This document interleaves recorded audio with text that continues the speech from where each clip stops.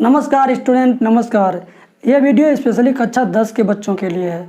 कक्षा 10 के छात्र अक्सर वृत्त वाले चैप्टर से, त्रिभुज वाले चैप्टर से, ये मतलब ज्यामिति से रिलेटेड जो क्वेश्चन हैं, जो चैप्टर्स हैं, उनसे आप लोग ज़्यादातर भागते हो ना। अब भागना नहीं पड़ेगा। अब इन प्रश्नों से, इन चैप्टर से आपका बहुत मन लगेगा और आप बड़े ही इत्मीनान से पढ़ेंगे, ये मैं गारंटी लेता हूँ। तो आज इस वीडियो के अंदर हम वृत्त से रिलेटेड कुछ बेसिक चीज़ें आपको बताएंगे, जिन्हें आप बहुत बार सुने हैं लेकिन ठीक से समझ नहीं पाए, जिनको आपने बहुत बार किताबों में देखा, बहुत बार अध्यापकों ने आपको पढ़ाया होगा, लेकिन आज के बाद पूरा कॉन्फिडेंस आपको मिल जाएगा। इस वीडियो को आखिरी तक देखिए, गारंटी है कि आपको 100% समझ में आएगा। तो वृत्त का जो कॉन्सेप्ट है, वृत्त की जो परिभाषा है, वृत्त की जो रूपरेखा है, वृत्त से रिलेटेड जो शब्दावली है, उसको आपके जहन में पहले भरना होगा। तो वही काम मैं करने जा रहा हूँ। आप प्लीज़ इस चैनल पर पहली बार आए हो तो सब्सक्राइब कर लो, घंटी की बटन दबा दो, ताकि इस तरह की वीडियो लगातार देखते रहो। ठीक है, आते हैं अपने टॉपिक पर। हमारा टॉपिक क्या है? वृत्त, जिसको अंग्रेजी में सर्कल बोलते हैं, CIRCLE, सर्किल बोलते हैं। ठीक है ना। वृत्त की परिभाषा क्या है? कोई बूढ़ा व्यक्ति, कोई पढ़ा लिखा नौजवान या कोई पढ़ा लिखा वृद्ध आपसे पूछ ले कि बेटा वृत्त किसे कहते हैं, तो क्या बताओगे? कन्फ्यूजन होगा ना। तो मैं आपको एक ऐसी चीज़ बताता हूं जिसकी वजह से आप इसको अगर भूल भी जाएंगे तो इसको अपने आप याद कर पाएंगे। बताता हूं परिभाषा, सुनना, उसके बाद इसको मैं कन्फर्म आपको बना के दिखाऊंगा कि एक ऐसा बिंदुपथ जो एक निश्चित बिंदु से हमेशा समान दूरी पर रहे, उस पथ को हम वृत्त कहेंगे। फिर से, एक ऐसा बिंदुपथ जो एक नियत बिंदु से समान दूरी पर रहता है, उसे हम वृत्त कहते हैं। अब शायद समझ में नहीं आ रहा होगा, अब समझोगे तुम लोग। एक ऐसा बिंदुपथ है, बिंदु और क्या? पथ है। बिंदु का मतलब एक छोटा सा बिंदु, और पथ का मतलब रास्ता। पथ का मतलब क्या होता है? रास्ता। तो मैंने आपसे क्या बोला कि एक ऐसा बिंदु पथ जो एक नियत बिंदु से, नियत बिंदु क्या है? स्थिर बिंदु, वो खिसकेगा नहीं, एक जगह स्थिर रहेगा, उसको बोलेंगे नियत बिंदु। मान लीजिए कि यही नियत बिंदु है आपका। तो एक ऐसा बिंदु पथ जो एक नियत बिंदु से हमेशा समान दूरी पर रहता है, तो बिंदु का पथ बिंदु पथ कहलाएगा। तो चलिए, हमने बिंदु बिंदु बनाना शुरू कर दिया। ठीक है, हमने एक ऐसा बिंदु पथ बनाया जो हमेशा एक नियत बिंदु से समान दूरी पर है। इस बिंदु से हमेशा समान दूरी पर ये सारे बिंदु हैं ना, ये सारे बिंदु जो मैंने अभी अभी बनाया है, ये समान दूरी पर है। तो बिंदु पथ, बिंदु बिंदु का पथ बनाओ, यानी बिंदु बिंदु से रास्ता बनाओगे तुम, तो वही कहलाएगा बिंदु पथ। तो मैं क्या बोला हूँ? एक ऐसा बिंदु पथ जो एक नियत बिंदु से हमेशा समान दूरी पर रहता है, उसे हम क्या कहते हैं? वृत्त कहते हैं। तो यही हमारा नियत बिंदु है, और ये सारे जो बिंदु मैंने अभी अभी बना रहा हूँ, ये क्या है? ये बिंदु पथ है। इसी बिंदु पथ को हम क्या कहेंगे? वृत्त कहेंगे। एक ऐसा बिंदु पथ जो एक नियत बिंदु से हमेशा समान दूरी पर रहता है। तो मैं बिंदु बिंदु बिंदु बिंदु बना रहा हूँ, तो जब ये बिंदु बहुत ज़्यादा पास पास हो जाएंगे, बहुत ज़्यादा पास पास हो जाएंगे, एक दूसरे के ऊपर जब चढ़ने लगेंगे, तो उस वक्त आप कहेंगे अरे ये तो घेरा गया पूरा, अरे ये तो पूरा घेर दिया गया, अरे ये तो वृत्त बन गया। यही ना बात आप कहेंगे। तो एक ऐसा बिंदु पथ जो एक नियत बिंदु से हमेशा समान दूरी पर चल रहा है। देखो, बिंदु बिंदु बिंदु बिंदु बिंदु बिंदु बिंदु बिंदु, फिर क्या हुआ? ये सारे बिंदु एक दूसरे के ऊपर जब चढ़ने लगे, तो लग रहा है कि यही बिंदु पथ वास्तव में ये वृत्त है। ठीक है ना। जो इस नियत बिंदु से हमेशा समान दूरी पर सारे बिंदु थे, वो पथ चलता गया, चलता गया, चलता गया, चलता गया, चलता गया, चलता गया, वृत्त बन गया। भाइयों, आ गया समझ में? एक ऐसा बिंदु पथ जो एक नियत बिंदु से हमेशा समान दूरी पर है, उसे हम बिंदु पथ या वृत्त कहेंगे। तो हम क्या कहेंगे? इसको वृत्त कहेंगे। आपने वृत्त की परिभाषा को बड़े अच्छे से समझा और उसको अपनी आंखों के सामने बनता हुआ देखा। क्लियर? अच्छा, आपने वृत्त की परिभाषा जान लिया।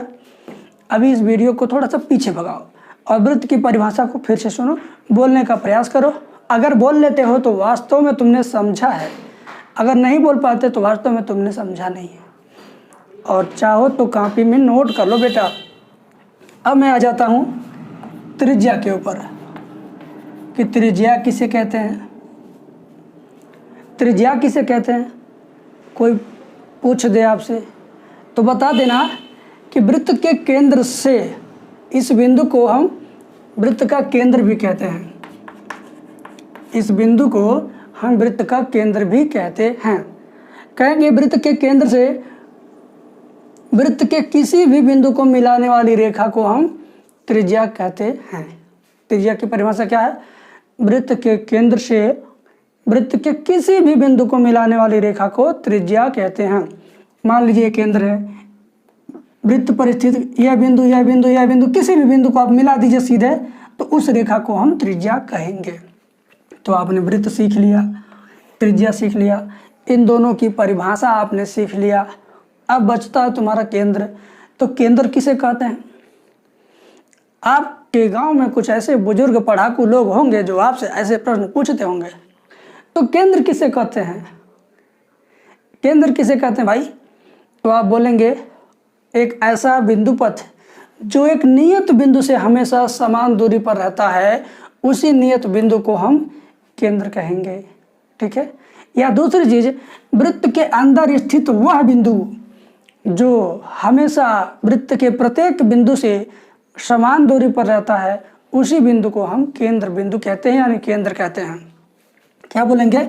वृत्त के अंदर स्थित वह बिंदु जो हमेशा परिधि से समान दूरी पर रहता है, उस बिंदु को हम केंद्र कहते हैं। ये मेरी अपनी परिभाषा है जो मैं अपने बुद्धि विवेक से आपको बता रहा हूँ। ठीक है। इसके बाद आप समझिएगा कि व्यास किसे कहते हैं। व्यास वृत्त पर स्थित दो ऐसे बिंदु जो केंद्र से होकर के जाते हों, या वृत्त पर स्थित दो बिंदुओं को मिलाने वाली रेखा जो केंद्र से होकर जाती हो, उसे हम व्यास कहेंगे। फिर से सुनिए, वृत्त पर स्थित, मान लीजिए एक बिंदु ये है, एक बिंदु ये है, तो वृत्त ए है और ये वाला बी है। तो वृत्त पर स्थित ऐसे दो बिंदु को मिलाने वाली रेखा जो केंद्र से होकर जाती है, उसे हम क्या कहते हैं? व्यास कहते हैं। वृत्त पर स्थित ऐसे दो बिंदुओं को मिलाने वाली रेखा जो केंद्र से होकर जाती है, उसे हम व्यास कहते हैं। वृत्त पर स्थित ऐसे दो बिंदुओं को मिलाने वाली रेखा जो केंद्र से होकर जाती है, उसे हम क्या कहते हैं? व्यास। तो ए बी को हम व्यास कहेंगे क्योंकि ये केंद्र से होकर के जा रही है। ठीक है। तो व्यास भी आपने जान लिया। ठीक है। अब तुम स्पर्श रेखा जान लो, छेदक रेखा जान लो, उसके बाद ये वीडियो समाप्त। तो अगली वीडियो में हम क्वेश्चन करवाएंगे, बुक वाला क्वेश्चन करवाएंगे। स्पर्श रेखा जान लो भाई। स्पर्श रेखा, वृत्त की स्पर्श रेखा एक ऐसी सीधी रेखा जो वृत्त के परिधि को धीरे से छू करके चली जाए। एक ऐसी रेखा जो वृत्त को बाहर बाहर छू करके स्पर्श करके चली जाए, उसे हम स्पर्श रेखा कहेंगे। ये रेखा पी क्यू है, ये रेखा पी क्यू वृत्त को बाहर बाहर से धीरे से स्पर्श करके चली जा रही है, किसी रेखा पी क्यू को हम बोलेंगे स्पर्श रेखा। तो परिभाषा क्या हुआ? परिभाषा ये हुआ कि वृत्त को बाहर से स्पर्श करके जाने वाली सीधी रेखा को हम स्पर्श रेखा कहते हैं। बस समझ गए बात? चलो अच्छी बात है। छेदक रेखा, छेदक रेखा, छेदक रेखा किसे कहते हैं? ऐसी रेखा जो वृत्त को छेद करके आर पार, एक ऐसी रेखा जो वृत्त को छेद करके आर पार चली जाती है, उसे हम छेदक रेखा कहते हैं। जैसे मान लो कि ये रेखा जा रही है, तो यहाँ छेद के निकल गई, ऐसे आई, यहाँ भी छेदी, यहाँ भी छेदी, दो जगह छेद कर निकल गई, तो इसे हम क्या बोलेंगे? इस रेखा पी क्यू को क्या बोलेंगे? छेदक रेखा। क्या बोलेंगे? छेदक रेखा। तो आपने छेदक रेखा को भी जान लिया। छेदक रेखा की परिभाषा फिर से, वृत्त को छेद कर आर पार जाने वाली रेखा को छेदक रेखा कहते हैं। अब मैं फिर से सारी परिभाषाओं को बता देता हूँ लगातार। वृत्त किसे कहते हैं? बोलेंगे एक ऐसा बिंदु पथ जो एक नियत बिंदु से हमेशा समान दूरी पर रहता है उसे वृत्त कहते हैं। त्रिज्या किसे कहते हैं? वृत्त के केंद्र से वृत्त पर स्थित किसी बिंदु को मिलाने वाली रेखा को त्रिज्या कहते हैं। व्यास और केंद्र किसे कहते हैं? वृत्त के अंदर स्थित वह बिंदु जो हमेशा वृत्त पर स्थित सभी बिंदुओं से समान दूरी पर रहता है उसे केंद्र कहते हैं। व्यास किसे कहते हैं? वृत्त पर स्थित दो बिंदुओं को मिलाने वाली ऐसी रेखा जो केंद्र से होकर जाए उसे व्यास कहते हैं। स्पर्श रेखा वृत्त को बाहर से स्पर्श करके जाने वाली सीधी रेखा को स्पर्श रेखा कहते हैं। छेदक रेखा वृत्त को छेद करके आर पार निकल जाने वाली रेखा को छेदक रेखा कहते हैं। बस इतनी बातों को आप जरा गौर से अपने मन में माइंड में बैठा लीजिए। हम इसके बाद वृत्त वाला जो चैप्टर है कक्षा 10 में पूरा पढ़ाएंगे, एक एक सवाल करवाएंगे। गारंटी के साथ आपके दिमाग में समझ में आ जाएगा, दिमाग में बैठ जाएगा, तो आप परीक्षा में भी इसका लाभ उठा पाएंगे। बहुत बहुत शुक्रिया इस वीडियो को देखने के लिए।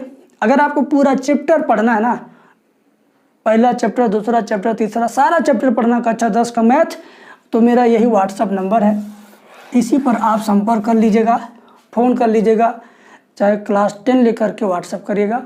आपको अच्छे तरीके से मैं पूरा का पूरा कोर्स पढ़ा दूंगा मोबाइल पर। ऐसे ही ना धूप में कोचिंग करने जाना पड़ेगा, ना जाड़े में जाना पड़ेगा कोचिंग करने, ना बारिश में कोचिंग करने जाना पड़ेगा।